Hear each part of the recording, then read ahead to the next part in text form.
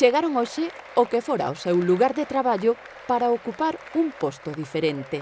No Pazo de San Marcos, 10 funcionarios recibiron o recoñecemento e agarimo dos compañeiros cos que compartiron toda unha vida laboral. En la Diputación hace 41 años, creo, pero trabajando 46.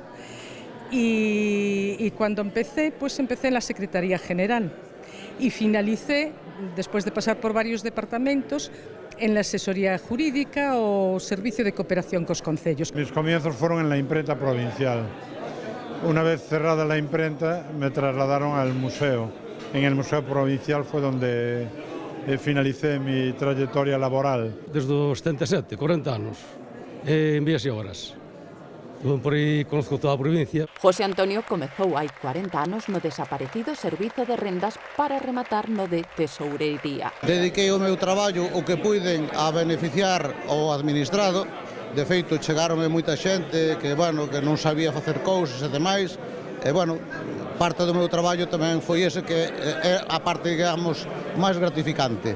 Foron momentos para as lembranzas con recordos amables dos seus colegas. Ahora con los compañeros, la verdad es que los veo muy a menudo por la calle, o sea que y mantengo contacto con varios y bueno, siempre es una alegría verlos. Os plans de futuro xa son presente. Los viajes los teníamos pendientes, algunos ya los realizamos y otros queremos hacerlos en breve.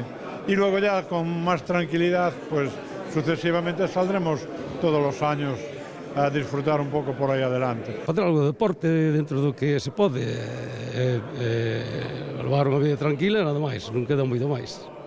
A homenaxe foi unha das celebracións organizadas por mor da festividade de Santa Rita, patroa dos funcionarios. Mereceno porque levan moitos anos traballando na Diputación e este é un traballo, pois, inda que nos parece que ás veces desde fora que non é tan duro, pois sí que é un traballo duro e complicado e que requiere moito tempo, non? E desexarlle a xente que hoxe se xubilou ou xa da deu xubilada, pero recolle un pouco este pequeno homenaxe por dedicarlle que teñan unha nova etapa feliz. O descanso a efectos laborais será o vindeiro luns, día 22, aínda que se manterá aberta a oficina do rexistro. A troula continuou compartindo mesa e mantel nun xantar de confraternidade a que este ano sumáronse as familias dos traballadores.